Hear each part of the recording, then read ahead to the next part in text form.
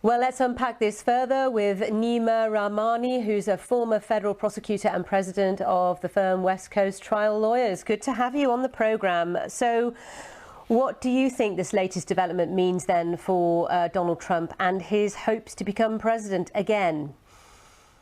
Well, I don't think it's going to harm him politically. Every time he has a setback in court, his poll numbers seem to jump. But legally, this is a very bad decision for him, a unanimous decision where the appellate judges rejected all three of his legal arguments, that the Supreme Court and the courts have no authority over him, a separation of powers argument, that he's fully immune. And this is something that he said on Truth Social and other social media platforms. And of course, that this is double jeopardy because he was tried but acquitted by the United States Senate.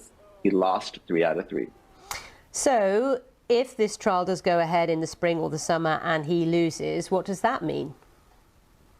Well, theoretically, he could be a convicted felon and sitting in federal prison and still be U.S. president. Now, I think that's going to turn off a lot of swing voters. Well, he won't be U.S. president in the spring or the summer, will he? Obviously, you mean in the year after?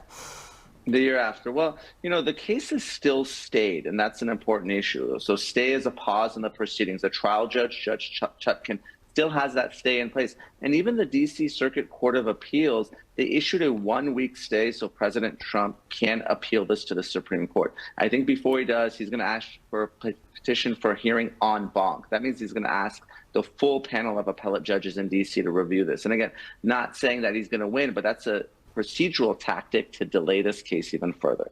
What reaction has there been, if any, so far from the Republican Party to this? I think even Republicans in Congress are a little bit gun-shy about the president's argument. I mean, we're a nation of laws.